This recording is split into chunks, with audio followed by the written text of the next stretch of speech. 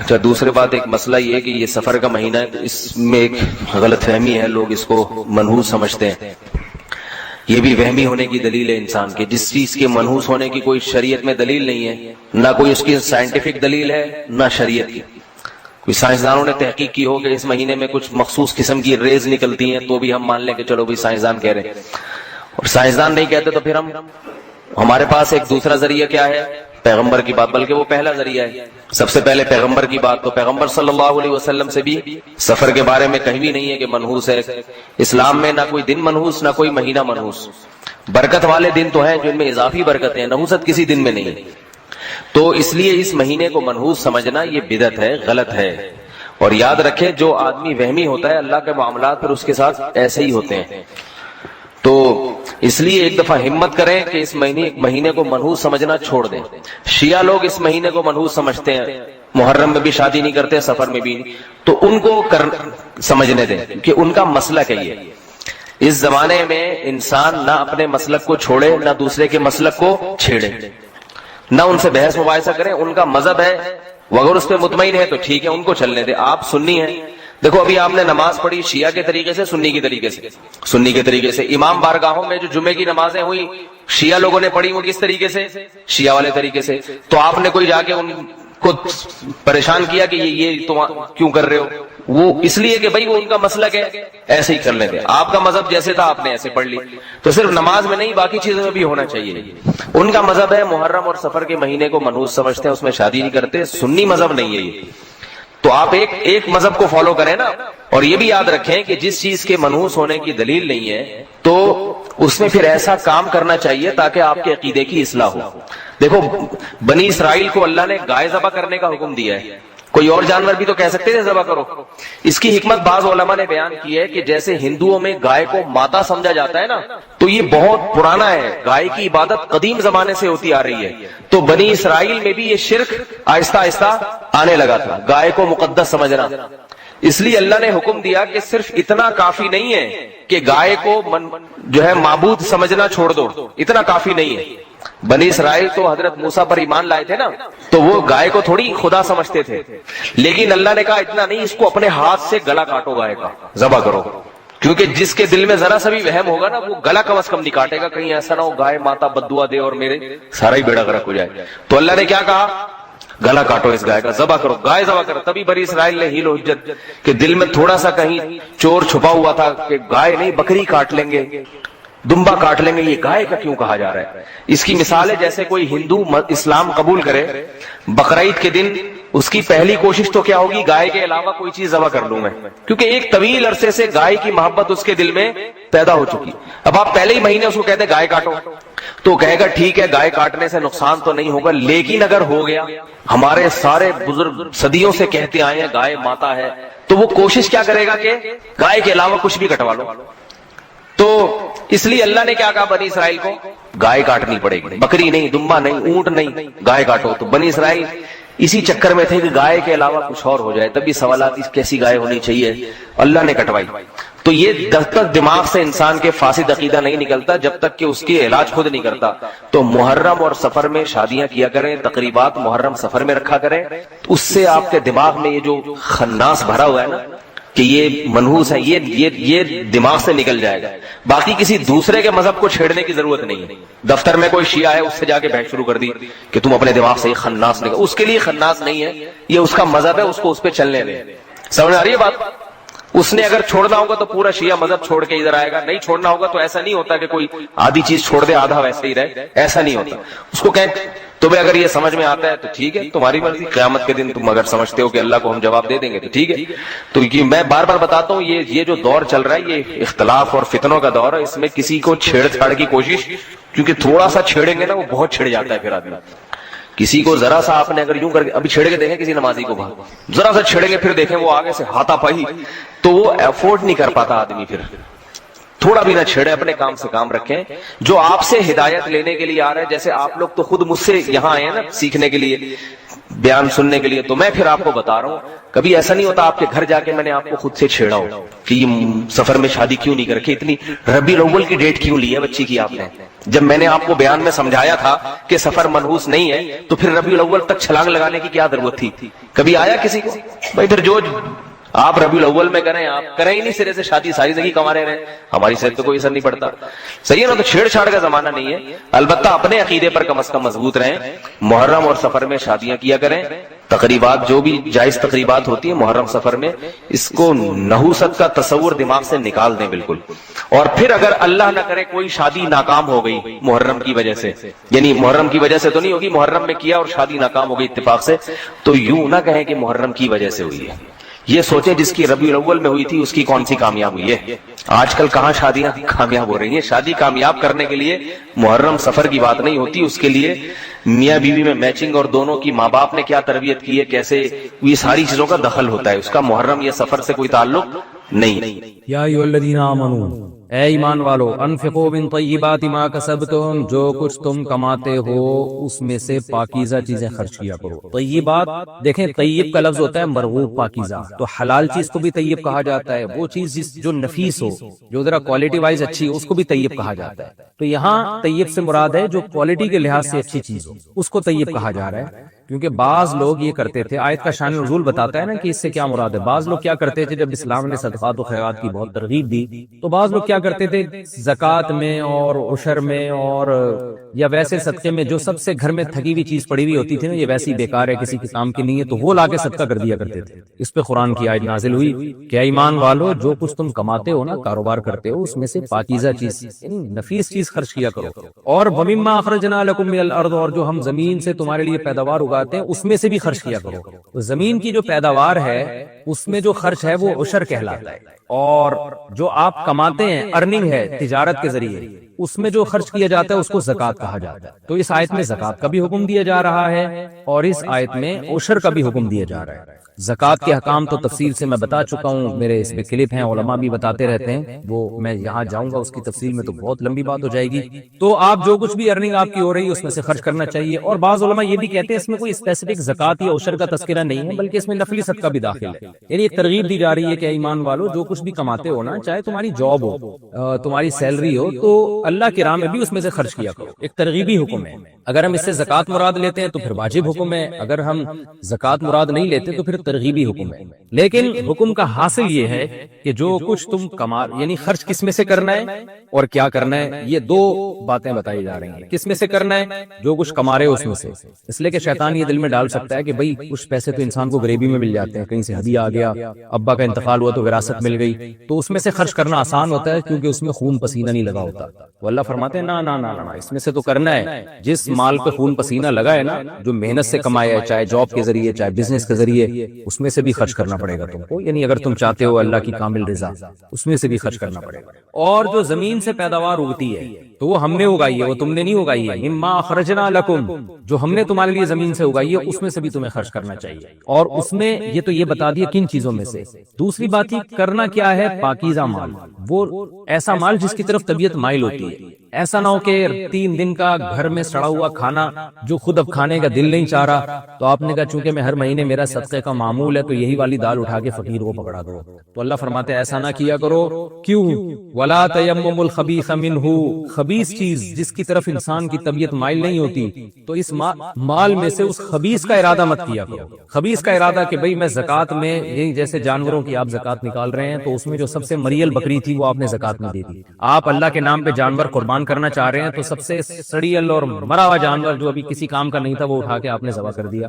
اسی طرح آپ جو ہے نا وہ اپنی بزنس میں سے یا اپنی جاب میں سے جو سیلری آ رہی ہے اس میں آپ نے بہت ساری چیزیں خریدی, تو اب جو صدقہ کرنا چاہ رہے ہیں تو اس میں آپ کے وہ کپڑے جو بالکل کسی کام کے نہیں ہیں, پھٹے پرانے کپڑے پیوند لگے ہوئے, وہ اٹھا کے آپ نے صدقہ کر دی. اور یہ سمجھ رہے ہیں آپ کے ماشاءاللہ میں بھی اب صدقہ تو خیرات کرنے لگا ہوں. تو اللہ فرماتے ہیں ایسا مت کیا کرو. تنفقون, یہ وہ مال ہے جس کو تم خرچ کر رہے ہو, وَلَسْتُمْ بِآخِذِيهِ إِلَّا أَن تُغْمِضُوا فِيهِ، اگر کوئی اور تمہیں یہ مال دیتا تو تم خود اس کو وصول کبھی نہ کرتے الا یہ کہ چشم پوشی سے کام لیتے۔ یعنی فقیر کے لیے وہی پسند کرو جو اپنے لیے پسند کرتے ہو، اپنے لیے خوشی سے ایسے مال کو قبول نہیں کرو گے۔ ہاں اگنور کرتے ہوئے قبول کر لو تو ایک الگ بات ہے، خوشی سے تم یہ نہیں چاہو گے کہ مجھے کوئی ایسی چیز ہدیے میں دے یا صدقہ دے۔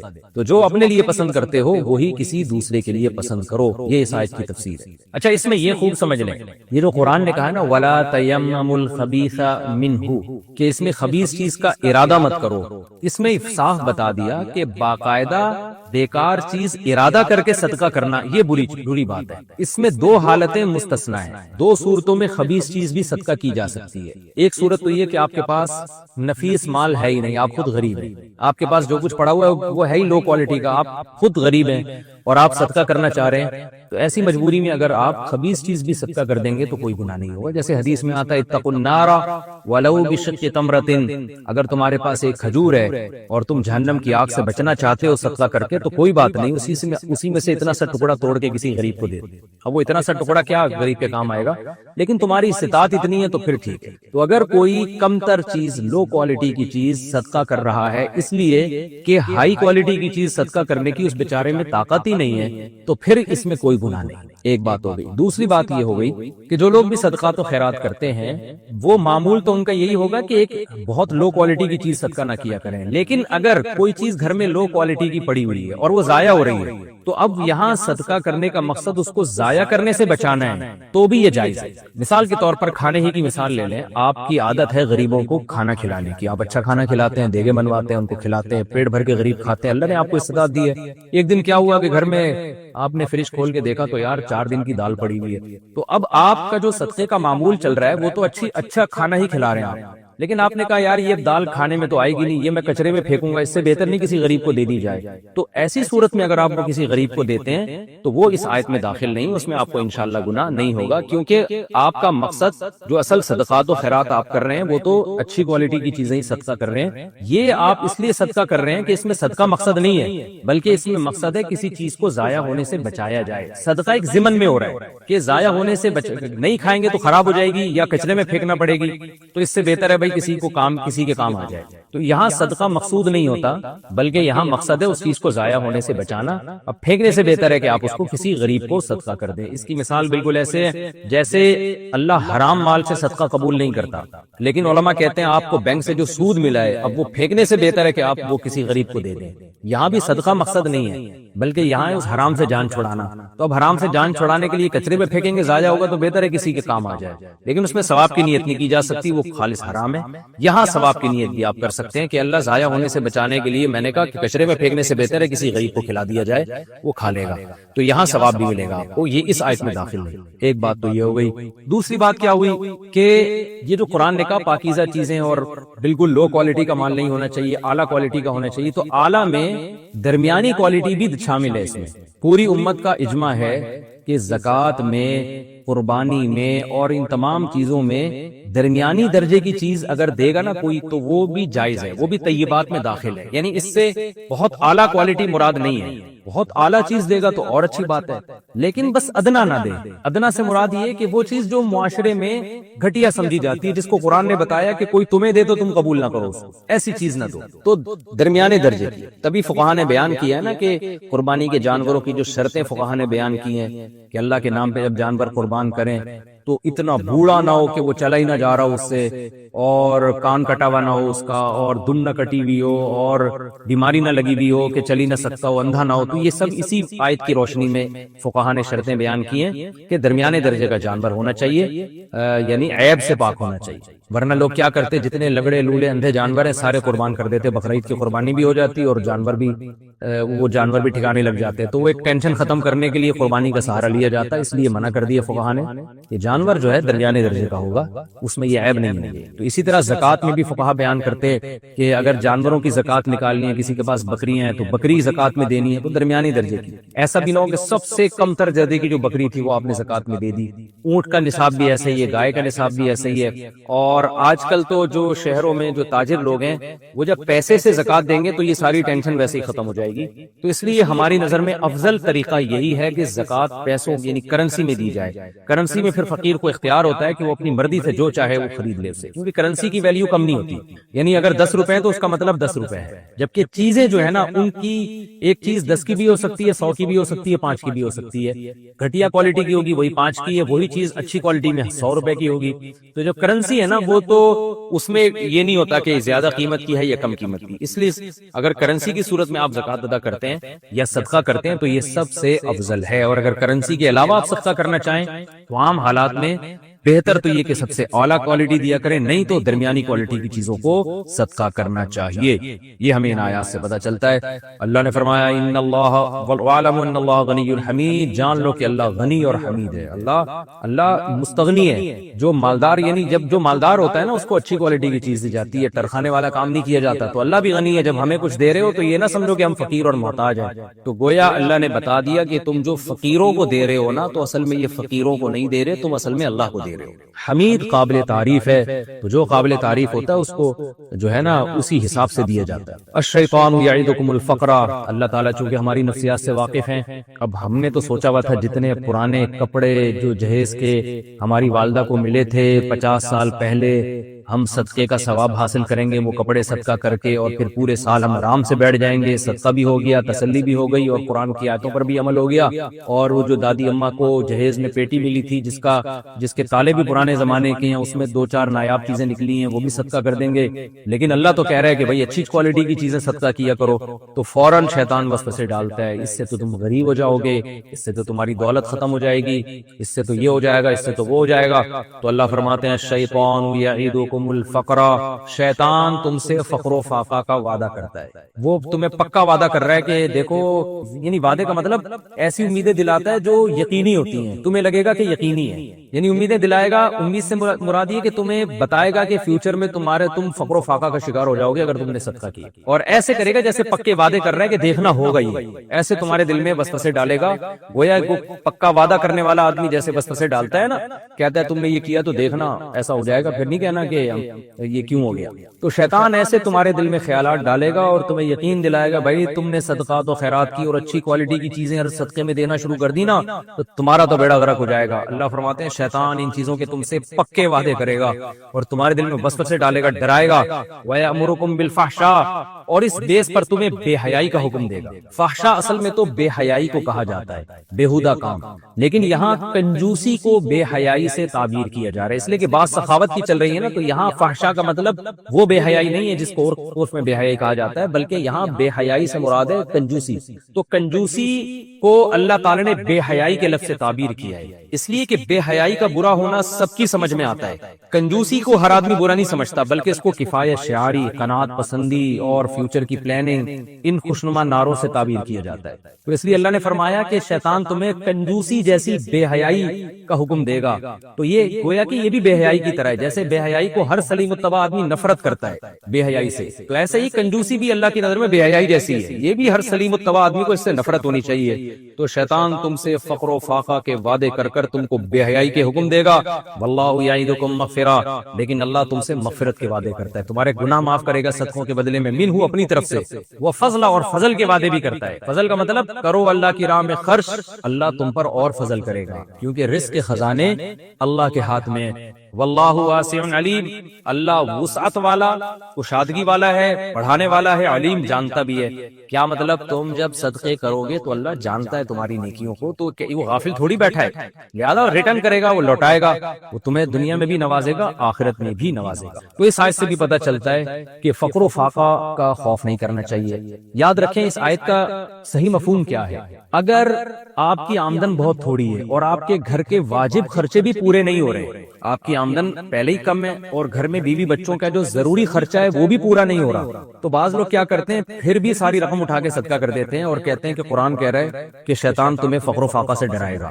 یاد رکھیں یہاں یہ مراد نہیں ہے، کیونکہ کبھی ایک آیت کو دیکھ کے فیصلہ نہیں کیا جاتا، قرآن کے دوسرے احکام اور احادیث سامنے رکھی جائیں تو اس سے پتہ چلتا ہے کہ اس سے مراد وہ صدقات و خیرات ہیں جو گھر کے واجب خرچے نکالنے کے بعد آپ کریں گے، اس لیے کہ رسول اللہ صلی اللہ علیہ وسلم نے فرمایا کہ جب خرچ کرو تو ابدأ بمن تعول، سب سے پہلے ان پہ خرچ کرو جو تمہارے اہل و عیال ہیں، ان کی بنیادی ضرورتیں آپ کو بہرحال پوری کرنی ہے، پھر جو بچے گا وہ صدقہ کرنا ہے. کیونکہ اگر غالب گمان آپ کو یہ ہے کہ بھائی میں نے اگر پہلی تاریخ کو تنخواہ آئی اور ساری مدرسے میں یا مسجد میں یا فلاں غریب کو کھلا دیا تو میں فقیر ہو جاؤں گا، پورے مہینے نہ گیس کا بل دینے کے پیسے بچیں گے، نہ بچوں کی تعلیم کے، نہ کچھ بھی نہیں بچے گا، تو پھر آپ کے لیے خرچ کرنا حرام ہے.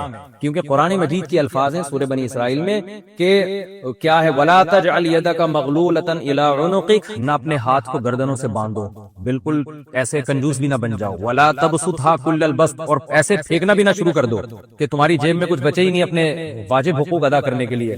وَابْتَغِ بَيْنَ ذَلِكَ سَبِيلًا، درمیانی راستہ اختیار کرو. درمیانی راستہ کیا ہے کہ اپنے اور گھر کے جو بنیادی اور بیسک ضرورتیں ہیں وہ بہرحال پوری کرنی ہے. اس کے بعد جو اضافی ہوگا وہ اللہ کی راہ میں جس کا جتنا حوصلہ ہے وہ اس حساب سے خرچ کرے. تو ایسے موقع پہ بھی شیطان پھر فقر و فاقہ سے ڈراتا ہے. تو پھر ایسے موقع پہ اللہ کہہ رہے ہیں شیطان سے مت ڈرو، بلکہ اس خرچ کرنے سے اللہ تمہارے مال میں اور برکت دے. یہ خوب اچھی طرح سمجھ لیں.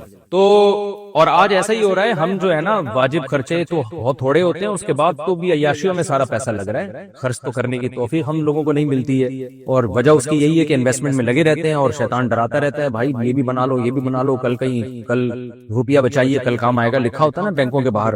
تو بس بچاؤ بچاؤ بچاؤ، اسی فکر میں لگے ہوئے. اللہ کہہ رہے ہیں خرچ کرو خرچ کرو خرچ کرو، اللہ دے گا تمہیں انشاءاللہ. واللہ واسع علیم، اللہ کشادگی والا ہے اور علم والا ہے. یعنی اللہ سے فقر و فاقہ کا خوف مت کرو. اسی کو حدیث میں فرمایا انفق یا بلال ولا تخش من ذی العرش اقلال. آپ نے حضرت بلال رضی اللہ عنہ سے فرمایا، حالانکہ وہ تو غریب تھے، فرمایا بلال خرچ کر اور عرش والے سے فقر و فاقہ کا خوف مت کر. لیکن یہ اس تفصیل کے مطابق ہے جو میں نے ابھی آپ کو بتائی. فرمایا یؤتی الحکمت من یشاء، جس کو چاہتا ہے اللہ حکمت عطا کرتا ہے. یعنی دین کی سمجھ بوجھ، صحیح اور غلط کا میں فرق کرنے کی تمیز اللہ عطا کر دیتا ہے. اس کا فائدہ کیا ہوتا ہے کہ وہ فیصلہ کرتا ہے پھر کہ خرچ کرنا ہے یا نہیں کرنا. جس کو حکمت نہیں ملتی وہ کیلکولیٹر لے کے بیٹھا رہتا ہے کہ خرچ کروں گا تو پیسے ختم ہو جائیں گے، کم ہو جائیں گے، فقیر بن جاؤں گا. اور جس کو حکمت ملی ہے وہ جانتا ہے کہ رزق کے خزانے اللہ کے ہاتھ میں ہیں، اور جو شریعت نے جہاں واجب خرچے کیے ہیں وہ تو پہلے کروں گا، وہ اضافی ہے وہ اللہ کی راہ میں لگاؤں گا میں، تو اس سے اللہ اور عطا فرمائے گا. تو اللہ فرماتے ہیں جس کو چاہتا ہے اللہ سمجھ بوجھ عطا کرتا ہے. اور یاد رکھو ومن یؤت الحکمت، جس کو حکمت عطا کی گئی ہے فقد اوتی خیرا کثیرا، اسے بے پناہ خیر اللہ نے دے دی. تو اللہ سے حکمت کی دعا مانگنی چاہیے، اور حکمت صحیح اور غلط میں تمییز کرنے کی صلاحیت پیدا ہو جانا یہ بہت بڑی اللہ کی نعمت ہے. دنیا کا سب سے بڑا مسئلہ یہی ہے. وما یذکر الا اولو الالباب، اور اللہ فرماتے ہیں نصیحت صرف عقل والے ہی حاصل کرتے ہیں، احمقوں کو نصیحتیں حاصل نہیں ہوتی. اللہ نے فرمایا ان للمتقین عند ربهم جنات النعیم، جو لوگ اللہ سے ڈرنے والے ہیں.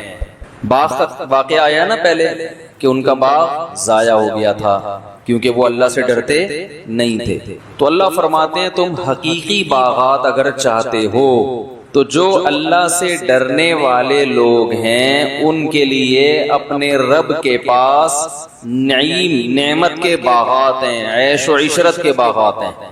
دیکھو لوگ موٹیویٹ کرتے ہیں نا کہ مختلف چیزوں پہ آپ کو ابھارنے کے لیے موٹیویشن کی ضرورت ہوتی ہے کہ نہیں ہوتی؟ کیا خیال ہے؟ تو قرآن بھی کیا کرتا ہے؟ موٹیویٹ کرتا ہے کہ انسان کے بچے بن جاؤ. انسان کو بتاؤ موٹیویشن کی ضرورت کیوں ہے. جب اسے پتا ہے یہ صحیح ہے یہ غلط ہے تو پھر یہ موٹیویشن کی ضرورت کیوں ہے؟ ہندوؤں میں بھی آپ کو موٹیویشنل اسپیکر ملیں گے، انگریزوں میں بھی ملیں گے، مسلمانوں میں بھی ملیں گے، لبرلز میں بھی ملیں گے، مذہبی لوگوں میں بھی ملیں گے. ہر آدمی اپنے اپنے طریقے سے لوگوں کو ابھار رہا ہے کہ یہ کرو. اس لیے ضرورت پڑتی ہے کہ علم کافی نہیں ہے، صحیح اور غلط کا علم کافی نہیں ہے. شیطان کو پتا تھا کہ میں غلط کر رہا ہوں. بھائی پتا تھا کہ نہیں پتا تھا کہ اللہ کے حکم کے سامنے اکڑ جانا یہ کوئی اچھا کام ہے؟ جو لوگ کلمہ پڑھ کے اسلام قبول کرتے ہیں، اسلام کو مانتے ہیں کہ صحیح مذہب ہے، تو انہیں پتا ہے کہ اسلام میں 5 نمازیں فرض ہیں، نماز کے بغیر اسلام قبول نہیں ہے. پڑھتے ہیں؟ کتنے لوگ پڑھ رہے ہیں بھائی؟ تو کچھ لوگ تو غلط کو صحیح کر کے کرتے ہیں لیکن کچھ غلط کو غلط کر کے بھی تو کر رہے ہیں نا. تو ایسے لوگوں کو ضرورت ہوتی ہے کہ ان کو صحیح کام پہ ابھارنے کے لیے موٹیویٹ کیا جائے. اور ضرورت اس لیے ہوتی ہے کہ صحیح کام کرنے میں آپ کو اپنی خواہشات کے اگینسٹ چلنا پڑتا ہے. اگر خواہشات کے مطابق چلنا پڑے نا پھر ہر آدمی صحیح کر رہا ہو. جیسے ہم سارا دن سارے کام غلط تھوڑی کرتے ہیں، بہت سے کام ہم صحیح بھی کر رہے ہوتے ہیں اور اس میں ہمیں موٹیویشن کی ضرورت نہیں۔ دوپہر کا کھانا کھایا نا سب نے، غلط کیا صحیح کیا؟ بالکل صحیح کیا۔ تو کوئی بیان سنا تھا؟ ارے کوئی بیان سنا تھا کہ دوپہر کا کھانا کھانا چاہیے، بہت ضروری ہے، کھانا نہیں کھاؤ گے تو مر جاؤ گے، نہیں کھانا۔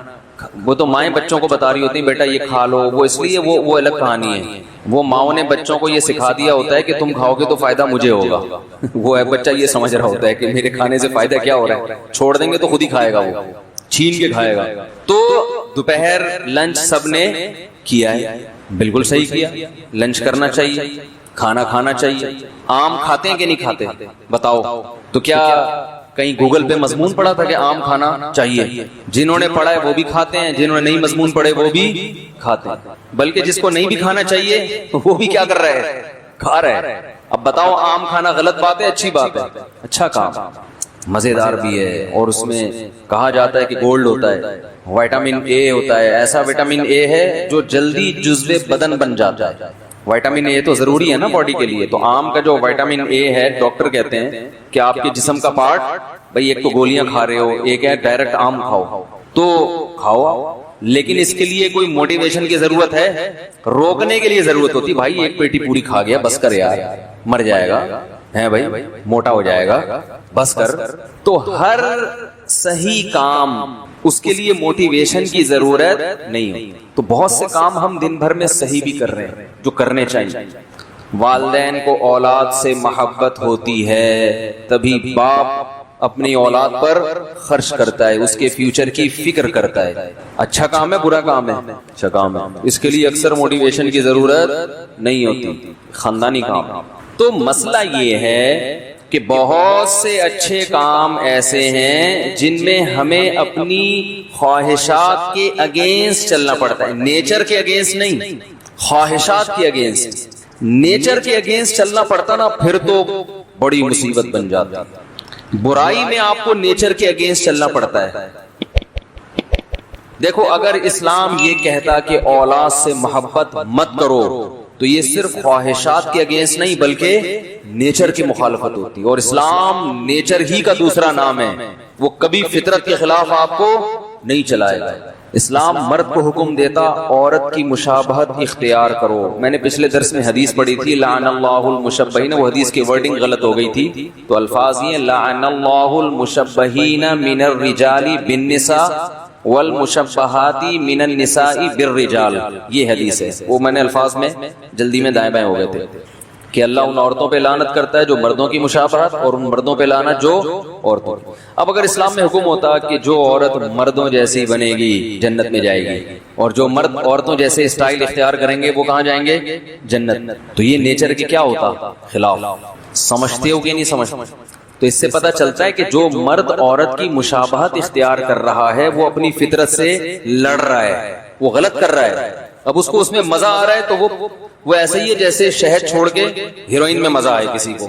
گندگی میں بھی تو مزہ آتا ہے نا، کسی بھنگی کو آپ نہلا دھلا کے صاف ستھرا کر دیں، مر جائے گا 2-4 دنوں میں، حقیقت ہے۔ وہ کہے گا یار یہ کیا مزہ آتا، تو وہ نہیں رہ سکتا۔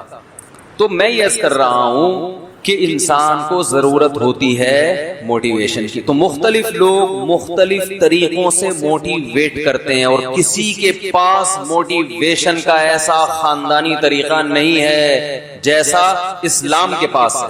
جتنے طریقے موٹیویشن کے ہیں نا، اس آیت میں بھی تو اللہ نے موٹیویٹ کیا نا کہ پرہیزگار لوگوں کے لیے جنت ہے۔ کیا ہے؟ جنت، عیش کے باغات، مزے کی زندگی ہوگی، سمجھ رہے ہو؟ ایسی زندگی ملے گی مالا عین الرات، جو نہ کسی آنکھ نے دیکھی، ولا اذن سمعت، کسی کان نے اس لذت کو کبھی نہیں سنا، ولا خطر علی قلب بشر، کسی انسان کے تصورات وہاں تک نہیں پہنچے۔ آپ اگر بیٹھ کے سوچنا شروع کر دو نا کہ جنت، دیکھو دنیا میں جب بھی کوئی چیز سمجھنی ہو دنیا میں مثال قائم کیا کرو۔ ابھی کوئی فرشتہ آپ کے پاس آ جائے، بولے یار تو کیسی عیاشی والی زندگی چاہتا ہے بتا، تو آپ سوچنا شروع کرو یار میرا ڈیفنس میں بنگلہ ہو، فرشتہ کہہ رہا ہو گیا، آگے بول۔ فرض کرنے میں گورنمنٹ نے کوئی پابندی نہیں لگی، سوچ لو نا جنت کو سمجھنے کے لیے سوچ لو کہ یار تو کیا چاہتا ہے, ڈیفنس میں بنگلہ ہو گیا, اور بس اتنی اوقات ہے تیری, بس بھائی بول یار, جو بولے گا ملے گا تجھے. بعض دفعہ ایسا ہوتا ہے نا کہ فرشتے نے آیا, وہ جنی آ گیا تھا, کیا حکم ہے میرے آقا, وہ آقا ہی نیچ گھٹیا سوچ کے تھے, انہوں نے کہا ذرا برتن دھو دے. بچپن میں ایک ڈرامہ آتا تھا, ڈرامے دیکھنا جائز نہیں, بچپن میں چھوٹے موٹے ہم کبھی کبھار دیکھ لیا کرتے تھے, اللہ معاف فرمائے, اور وہ ڈرامے ایسے ہوتے بھی نہیں تھے جیسے آج آ رہے ہیں لوگ. پھر اس پہ کہیں گے ڈرامے کو, بھائی ڈرامہ دیکھنا غلط ہے, ہم نے توبہ کر لی تھی, اس کے بعد پکی توبہ کی الحمدللہ, نہیں دیکھتے بالکل بھی, اور کئی سالوں سے نہیں دیکھے. 17 سال پتہ نہیں 15 سال کا ہوں گا جب میں نے توبہ کر لی تھی. تو اس سے پہلے جو ڈرامے تھے ان میں کچھ چیزیں یاد رہ گئی, 50-50 دیکھتے تھے, صحیح ہے نا. پانی ختم ہو گیا, محلے والوں نے بلایا, فائر بریگیڈ کو فون کیا, آگ لگ گئی ہے. وہ فائر بریگیڈ والے پہنچے, محلے والے دھوتی بنیان میں بالٹیاں رکھ کے, بھائی پانی ڈال یار, اس میں 1 مہینے سے پانی نہیں آ رہا, اور کوئی طریقہ نہیں تھا پانی منگوانے کا, اور کوئی طریقہ پانی منگوانے کا تھا نہیں. انہوں نے کہا بھائی آگ کدھر لگے, آگ نہیں لگے گی, پانی نہیں آ رہا 1 مہینے سے یار, بالٹیاں بھرو. تو بہترین طریقہ ہے پانی منگوانے کا. تو خیر ڈیفنس کے ایریے میں گاڑی جا رہی ہے, پولیس والے چیکنگ کر رہے ہیں, ٹیکسی کے اوپر توپ رکھی ہوئی ہے, پورا چیک کیا, بھائی کوئی اسلحہ نہیں ہے, جا سکتا. توپ کو بھی چیک کر رہے ہوں گے میرا خیال, اس کے اندر کوئی اسلحہ تو نہیں ہے. تو نادرہ میں ایک خاتون آئی کہ میرے میاں کو آپ نے مجھے بیوہ لکھوا دیا. میں تو اپنے میاں کو لے کر آئی کہ آپ نے کیا لکھوا دیا, بیوہ. میں تو یہ میرے میاں زندہ ہیں. اس نے کہا ٹھا گولی ماری, اور ہو گئی نا بیوہ, ڈاکومنٹ صحیح ہو گئے. بتاؤ آسان طریقہ, بھائی ڈاکومنٹ صحیح کرنے تھے نا, اس میں ٹائم لگتا. یہ آتے تھے پہلے, ایسی سادہ مذاق ہوتے تھے. تو خیر کیا بات کر رہا تھا میں, ہاں وہ اس میں آتا تھا کوئی بوتل کا جن, پتہ نہیں اعلیٰ دین کا چراغ نام تھا یا کیا تھا. تو جن آیا, اس نے چراغ, کسی نیچ آدمی کے ہاتھ میں وہ بوتل لگ گئی, انڈے والا برگر. اچھا یہ ایک بات ذہن میں رکھیں, ایک صاحب کا فون آیا, کہنے لگے مفتی صاحب آپ نے یہ مثال دی ہے کہ جو غریب سوچ کے لوگ ہوتے ہیں انڈے والا برگر کھاتے ہیں, تو ہم تو انڈے والا کھاتے ہیں, ہم تو غریب لوگ ہیں, آپ نے ہمارا مذاق اڑایا ہے. اس بیان میں نے یہ وضاحت کی ہے کہ غربت عیب نہیں ہے, میں ان کا مذاق اڑا رہا ہوں کہ کروڑوں کے مالک ہیں مگر اپنے اوپر خرچ نہیں کرتے. اور اس میں نے وضاحت کی ہے کہ ہمارے نبی صلی اللہ علیہ وسلم مسکین تھے, گھر میں 40 دن چولہا نہیں جلتا تھا. تو غریب ہونا عیب نہیں ہے, نہ میں غریبوں کے مذاق اڑانے کا سوچ سکتا ہوں. میرا دماغ تھوڑی خراب ہے کہ اللہ کے عذاب کو دعوت دوں میں, تو بات کو سمجھا کرو بندہ کیا کہہ رہا ہے. غربت اس وقت عیب ہے کہ جب آپ اپنی حماقتوں سے غریب بنے ہو. ایک غربت اللہ کی طرف سے ہوتی ہے, اور ایک اپنی کرتا ہی کچھ نہیں ہے, پڑا رہتا ہے پوسنیوں کی طرح, کوئی کام ہی نہیں کرتا, پھر ہر جگہ سے جوتے پڑیں گے. وہ غربت. ایک ہوتی ہے رزق اللہ کے ہاتھ میں, آپ نے پوری محنت کر لی, اللہ رزق کے دروازے نہیں کھول رہا, یہ اللہ کی طرف سے, یہ تو زیادہ اچھی ہے, یہ تو اس میں تو آپ جلدی جنت میں چلے جاؤ گے, سمجھتے ہو. تو انڈے والے برگر کا ان کا مذاق اڑا رہا ہوں جن کے پاس زنگر برگر کھانے کے پیسے ہیں, مگر پیسہ بچانے کے لیے کیا کھاتے ہیں, انڈے والا برگر. اور اس میں بھی شرط یہ کہ بشرطے کہ ان کو انڈے والا زنگر پسند ہی نہ ہو, پھر انڈے والا کھا رہے ہیں. کیونکہ ہم بھی کبھی کبھار انڈے والا برگر کھا لیتے ہیں, وہ اس لیے نہیں کہ پیسے بچانے کے لیے شوق ہے, اور اگر پیسے بچانے کے لیے بھی کر رہے ہیں تو آپ کو کیا تکلیف ہے. اصول دیکھنا چاہیے نا, کہ اصول صحیح ہونا چاہیے. خیر تو بات یہ چل رہی تھی کہ نیچ سوچ کا تھا, وہ جن آیا, اس میں یہ دکھایا کہ کیا حکم ہے میرے آقا. اب آقا کی جو تھنکنگ تھی وہ کیا تھی, انڈے والے برگر. آقا نے فرمایا یار یہ برتن دھو دے.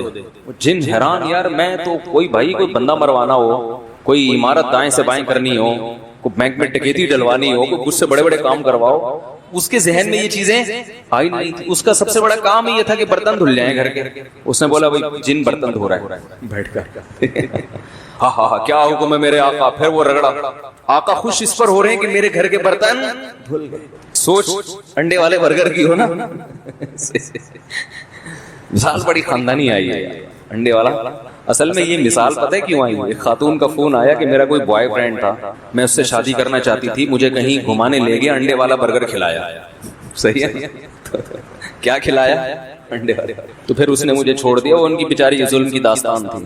تو مجھے اس وقت خیال ہے جو انڈے والا برگر کھلائے گا بھائی پھر تو کسی بھی ٹائم پہ چھوڑ سکتا ہے. تو یہ جو میری مثالیں آ رہی ہوتی نا, یہ ادھر ادھر سب آپ لوگ صحیح سیکھتا ہوں میں. اچھا تو بات یہ چل رہی تھی کہ وہ بوتل والا جن جو تھا اس کو کہیں کام پہ لگا دیا, یہ کر وہ کر. تو پھر اس میں دکھایا کہ وہ جن کی ساری صلاحیتوں کی ایسی کی تیسی. جب یہ آقا یا مالک مرا ہے تو وہ جن کسی ہوٹل میں ملازمت کر رہا ہے بیرا بن کے, اور ہوٹل میں کیا لگا رہا ہے, پوچے. وہ جن کا جو کام تھا نا بڑی بڑی عمارتیں بنانا دائیں سمے, وہ ساری صلاحیتیں اس میں کیا ہو گئی, ختم. تو آپ اس جن کے آقا کی طرح نہ سوچیں ابھی فی الحال, آپ یہ سوچیں کہ کوئی فرشتہ آپ کے پاس آیا ہے اور آپ سے کہہ رہا ہے یار تو جو آج مانگے گا تجھے مل جائے. تو 1 گھنٹہ تو آپ اپنی مینٹل جو ہے نا لیول اس کو اوپر کرنے میں لگائیں, صحیح ہے نا. 1 گھنٹہ تو آپ اس سے ٹائم مانگے, یار مجھے پہلے میں بہت انڈے والے برگر کھا کے ابھی میری جو ہے نا, میں ایسا نہ ہو کہ میرے پاس ٹائم کم ہے اور تو نے 10 منٹ مجھے دیے مانگنے کے لیے, تو میں 10 منٹ میں ایسا نہ ہو کوئی چھوٹی موٹی چیزیں, مجھے تو ابھی مینٹل لیول اپنا بہت اوپر لے جانا پڑے گا نا, تو مجھے ذرا اس سطح تک جانے دو, جانے میں ٹائم لگے گا, ورنہ آپ وہ انڈے اور زنگر پہ آ کے 10 منٹ آپ کے پاس کیا ہو جائیں گے, ختم. تو آپ کو اس ہال سے پہلے باہر نکلنا پڑے گا. تو اس لیے اب میں 1 گھنٹہ تو سوچنے کی, آپ یوں سمجھے میں وہ فرشتہ آ کے آپ سے سوال کر رہا ہوں. اگر میرے مخالفین کو فرشتہ کہتے ہوئے ڈر لگ رہا ہو تو جن کہہ لو, جن آئے اور آپ سے کیا کر رہا ہوں, سوال کر. لوگ اس پہ بھی کہتے ہیں مجھ سے اپنے کو فرشتہ کہہ رہے ہیں, تو جن آیا ہے اور آپ سے, جن یار فرشتہ ہی ٹھیک ہے, جن کیا, فرشتہ تو اللہ کے حکم سے کرے گا نا, جن کے پاس تو اختیارات ہوتے نہیں ہیں اتنے. تو فرض کرو فرشتے نے آ کے آپ سے کہا بھائی اللہ نے مجھے بھیجا ہے, اللہ کو تیری فلاں نیکی پسند آ گئی ہے, اب 10 منٹ ہیں تیرے پاس, 10 منٹ میں تو جو خواہش ظاہر کرے گا وہ تیری خواہش پوری ہو جائے گی. وہ ایک چٹکلا بھی ہے اس پہ, کہتے ہیں کہ ایک فرشتہ 3 آدمیوں کے پاس گیا, کہا کہ تینوں مانگو جو چاہتے ہو وہ ہو جائے. اب ان 3 میں سے نا ایک کی 2 سے دشمنی تھی, ایک کی ان 2 سے دشمنی تھی. حسد کتنی بری چیز ہے دیکھو. پہلے نے کہا کہ مجھے جناب فلاں ملک کا بادشاہ بنا دو, فرشتے نے کہا چل وہی ہو گیا بادشاہ بنا دو. دوسرے نے کہا تو ایک خواہش, دوسرے نے کہا مجھے دنیا کا کروڑ پتی ارب پتی آدمی بنا دو, ہو گیا بھائی. تیسرے سے کہا تیری کیا خواہش ہے, اس نے کہا ان دونوں کو دوبارہ پہلی حالت پہ لے آؤ, جیسے تھے نا ویسا کر دوبارہ